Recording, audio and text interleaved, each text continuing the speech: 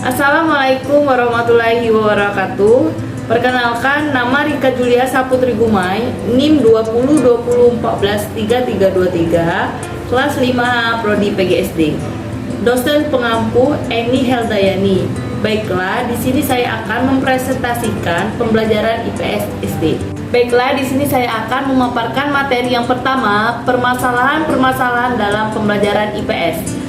Pertama, pengertian pembelajaran IPS. Pembelajaran IPS merupakan salah satu bentuk pembelajaran integratif yang diterapkan di sekolah dasar. Adanya pengintegrasian beberapa disiplin ilmu ke dalam satu mata pelajaran memberikan kendala bagi guru IPS. Permasalahan pembelajaran IPS dapat dikelompokkan menjadi: yang pertama, perilaku disruptif siswa. Perilaku disruptif siswa atau yang dikenal dengan istilah disruptive classroom behaviors adalah perilaku tampak yang terjadi di dalam kelas yang mengganggu guru dan atau siswa yang lain.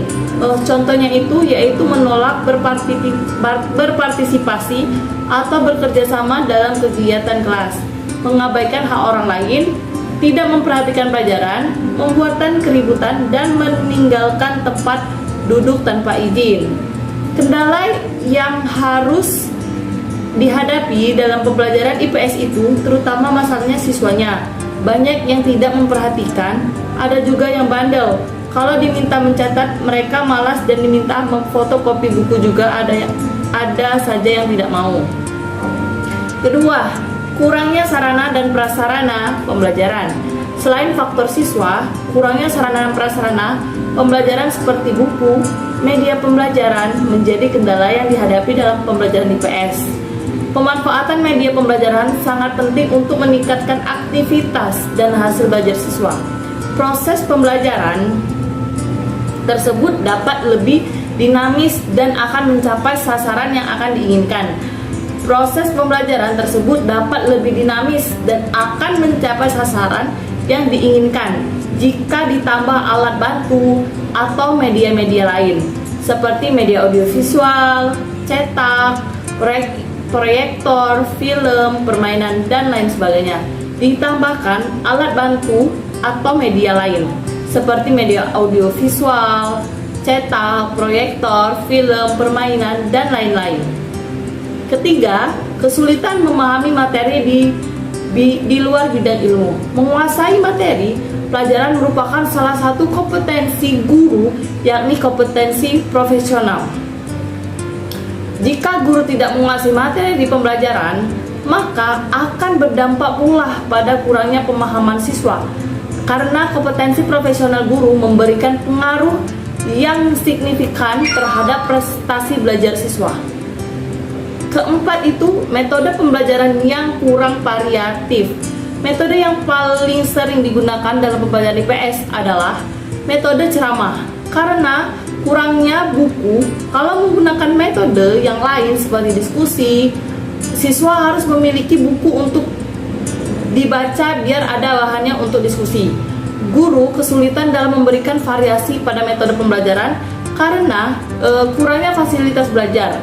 Penggunaan metode yang kurang bervariasi akan menyebabkan siswa menjadi bosan, mengantuk, kurang termotivasi yang akan berdampak pada hasil belajarnya. Selanjutnya, materi yang kedua yaitu permasalahan pembelajaran IPS dan strategi jitu pemecahannya. Permasalahan dalam pembelajaran IPS akibat dari pengaruh budaya pada masa lalu terhadap mata pelajaran IPS yang menganggap IPS cenderung kurang menarik, pendekatan indoktrinatif, second class, dianggap sepele, membosankan, dan bermacam-macam kesan negatif lainnya telah menyebabkan mata pelajaran tersebut menghadapi dilema, belum lagi dengan fakta di lapangan yang menunjukkan IPS masih dalam posisi pembelajaran konvensional, dan lain-lain. Permasalahan pada pembelajaran IPS ada 5.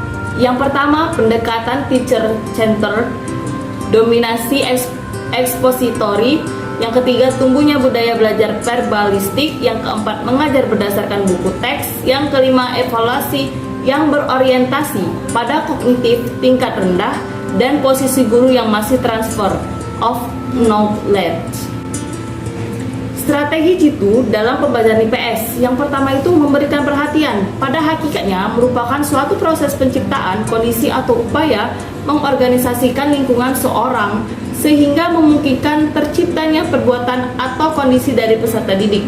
Untuk itu, guru harus berusaha menarik perhatian siswa untuk belajar. Yang kedua, pemberian motivasi. Motivasi berasal dari kata motif yang diartikan sebagai daya penggerak yang telah menjadi aktif, bahwa motivasi adalah suatu pernyataan yang kompleks di dalam suatu organisme yang mengarahkan tingkah laku terhadap suatu tujuan atau perangsang. Tujuan adalah yang membatasi menentukan tingkah laku. Langkah-langkah pembelajaran strategi ada 6. Yang pertama itu guru menyampaikan topik apa yang akan dipelajari saat ini. Yang kedua, berikan kesempatan pada siswa untuk mengingat kembali pengalaman mereka yang tidak terlupakan berkaitan dengan materi yang sedang dipelajari. Yang ketiga, siswa diminta untuk menceritakan pengalaman yang tidak dapat terlupakan atau paling berkesan yang pernah dialaminya. Yang keempat, selesai siswa menceritakan pengalamannya, guru memberikan apresiasi terhadap siswa tersebut. Yang kelima, sesudah memberikan kesempatan kepada siswa untuk menceritakan pengalamannya masing-masing, maka guru harus dapat menyimpulkan nilai-nilai positif yang terkandung di dalam pengamalan siswa. Yang keenam, guru menghubungkan pengalaman mereka tersebut terhadap materi yang sedang dipelajari. Sekian pemaparan materi dari saya ucapkan terima kasih. Saya akhiri.